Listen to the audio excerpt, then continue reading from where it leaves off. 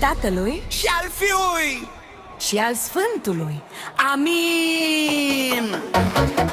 Doamne, miluiește, Părinte drag, să-mi fie copii sănătoși în prag, să nu scârțâie ușa, să nu-mi curgă gardul și să-mi ajungă pensia până la sfârșitul anului. Hai că începe slujba în sufragerie. Acum vin, Părinte, cu mare bucurie. Drag, vine popa după bani, ia ca așa, cu aghias mă în sticlă iar așa. Spovedește, stropește, zici un amin și plicul dispare discret și senin vei. Vine popa, nu-i glumă, nu-i vis, calendarul-i plin, traseu deschis.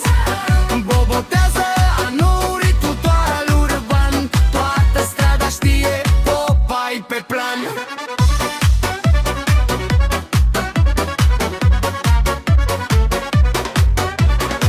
Spune, fiule, ai greșit, narator, am mai zis sună părinte, dar m-am pocăit. Să te ierte Domnul bun și mai pun un leu să fie drumul bun.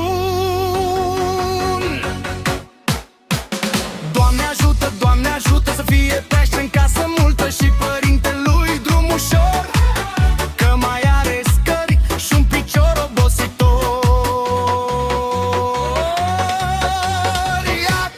Vine popa după banii, vesel foc, cu zâmbet sfânt și pasul larg pe loc. Amin, amin și un strop de har, ne mai vedem la anul, tot pe calendar.